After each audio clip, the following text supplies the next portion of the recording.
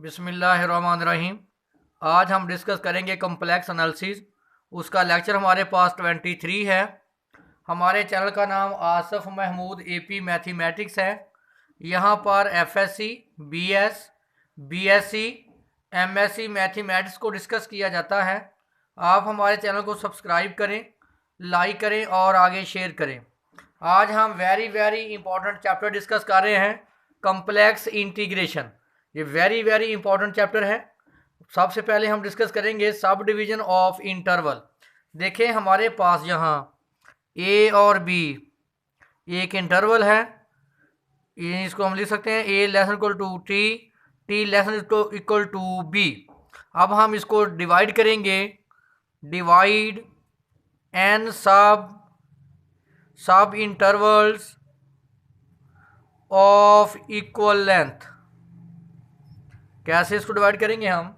हमारे पास इसको पार्टीशन है t naught, t one, t two, t three up to so on t n. इसको हम अब डिवाइड करेंगे सब इंटरवल में, टी नॉट से टी वन, टी नॉट से टी वन, टी वन से t two up to so on t n -1 से T N. अब आप गौर करें, ये हमारे पास एन सब इंटरवल्स आ जाएंगे। जो हमारे पास इनिशियल वैल्यू है जिसको हमने डिनोट किया है टी नॉट से, टी नॉट हमारे पास क्या है ए, और टी एन हमारे पास किसके बराबर है बी के। T one, t two, t three up to so on t n -1। जो इनका दरमियानी वक्फा है वो क्या है, सबका सेम, जिसको हम नोट करते हैं डेल्टा टी से। तो डेल्टा टी अब कैसे फाइंड आउट करते हैं? Delta t is equal to t one minus t naught. Delta t ऐसे लिख सकते हो t two minus t one. तो जो हमारे पास इक्वल लेंथ है उसको हम डिनोट करते हैं डेल्टा टी से। तो हमारे पास कितने आ गए? N sub intervals of equal length. तो यहाँ पे टी नॉट सबसे स्मॉल इंटरवल है, t naught less than t one less than t two less than t three up to so on t n -1 less than t n. T n किसके बराबर है b के, और टी नॉट हमारे किसके बराबर है ए के। तो ये हमारे पास ए और बी के क्या हैं, सब इंटरवल्स। नेक्स्ट हमारे पास है locus of a point. Locus of point क्या है कि आपके पास जो कर्व है वो किस फॉर्म में, सर्कल है, एलिप्स है, पैराबोला है या hyperbola. It is a path of traced by a point moving under the certain given conditions. Curve हमारे पास डेफिनेशन है, it is a locus of a point whose coordinates can be express in the form of parametric form. For example हमारे पास circle की parametric equation है x is equal to r cos theta, y is equal to r sine theta. यहाँ r अगर आपके पास fixed है तो हमारे पास जो सर्कल की इक्वेशन बनेगी x square plus y square is equal to r square, which is equation of a circle. और ये सर्कल की क्या है, पैरामीट्रिक इक्वेशंस। अगर आपके पास x square plus y square is equal to r square, अगर आर आपके पास पैरामीटर है यानी आप इसकी वैल्यू को चेंज कर सकते हैं, तो फिर हम इसको बोलेंगे फैमिली ऑफ सर्कल्स। अगर आर फिक्स्ड है तो फिर ये हमारे पास क्या होगा, सर्कल होगा। X is equal to a cos theta, y is equal to b sine theta.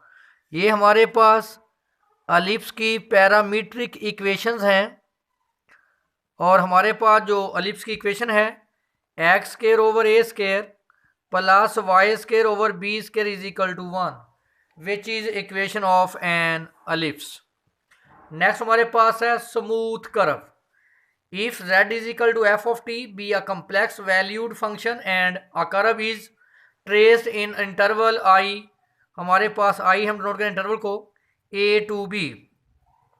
Further हमारे पास कि f dash of t exist then f dash of t not equal to 0।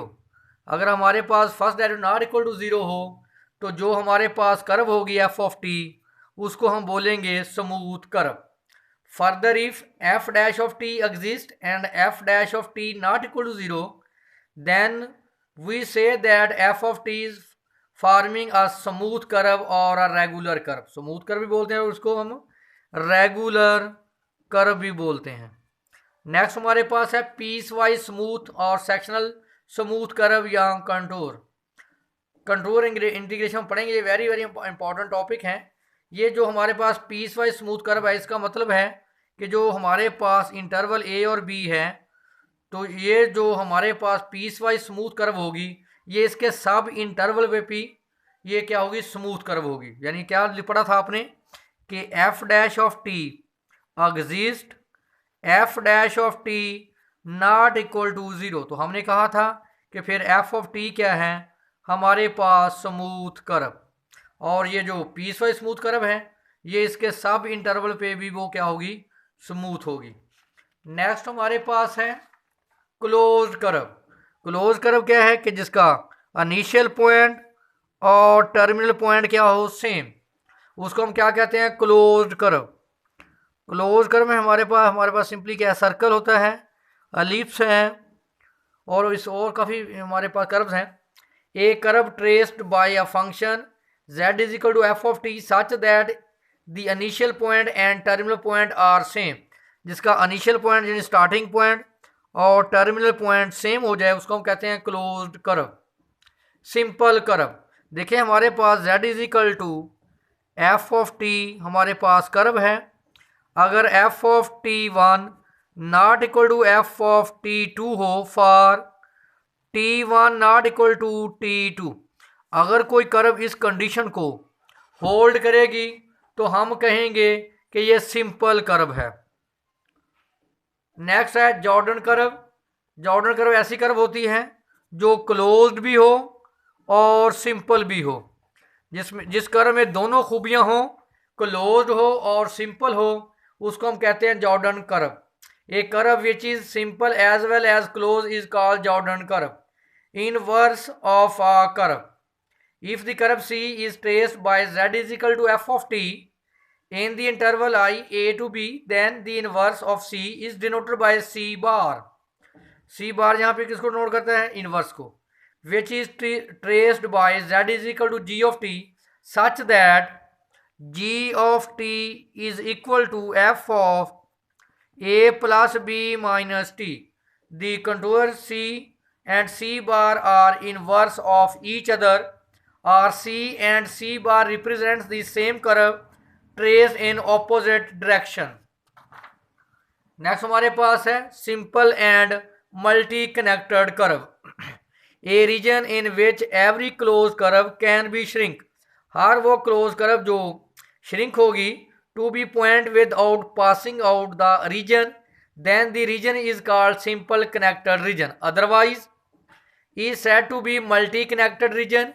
In particular, if there is a hole in region, the region is called double connected region, and if there are n minus 1 holes in it, then the region is called n connected region.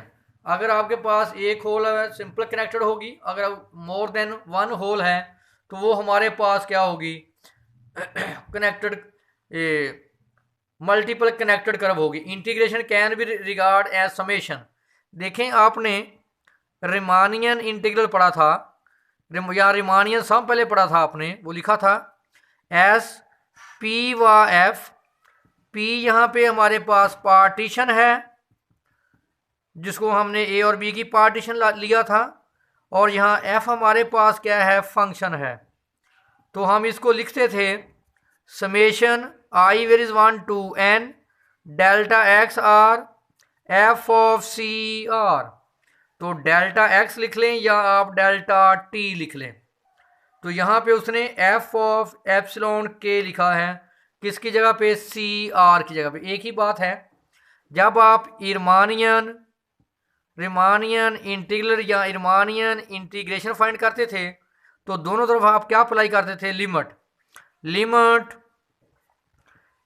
Delta x approaches to 0 S P व f is equal to limit delta x approaches to 0 summation i varies 1 to n delta x r f of C r. जब आप limit apply करेंगे ये change हो जाएगा Riemannian integral में, a to b f of t d t is equal to limit delta t approaches to 0 summation i varies 1 to n f of delta x r into f F of C R. तो next हमारे पास है representation of c f of z. आपने पढ़ा हुआ है, हम इसको चेंज करें कम्प्लेक्स नंबर में, c f of z d z. आपने लिखा था W is equal to F of z is equal to u plus iota v. फिर z आपके पास था x प्लस एओटा y। अगर आप डी जेड लेंगे इसका डिफरेंशियल ले लें, d x plus iota d y. तो वैल्यू आप रिप्लेस करेंगे यहाँ पे, सी एफ ऑफ जेड की value u plus iota v, d z की value d x plus iota d y. इन दोनों का मल्टीप्लाई करेंगे जब आप, u plus iota v d x plus iota d y, ले multiply u d x plus iota u d y plus iota v d x, aorta multiply iota square minus 1 आ जाएगा v d y. अब real part इकट्ठे कर लें, u d x minus v d y, यहाँ से iota common ले लें, u d y plus v d x. तो ये हमारे पास आ जाएगा c u d x minus v d y plus iota u d y plus v d x. तो हम यूजली f ऑफ z w को यूज किया करेंगे u plus iota v, z हमारे पास हुआ करेगा x plus iota y, d z होगा d x plus iota d y. ये वैल्यू हम यूज किया करेंगे। ये वेरी इंपॉर्टेंट लेक्चर है, अगर इसमें कोई इशू हो तो आप मुझसे डिस्कस कर सकते हैं।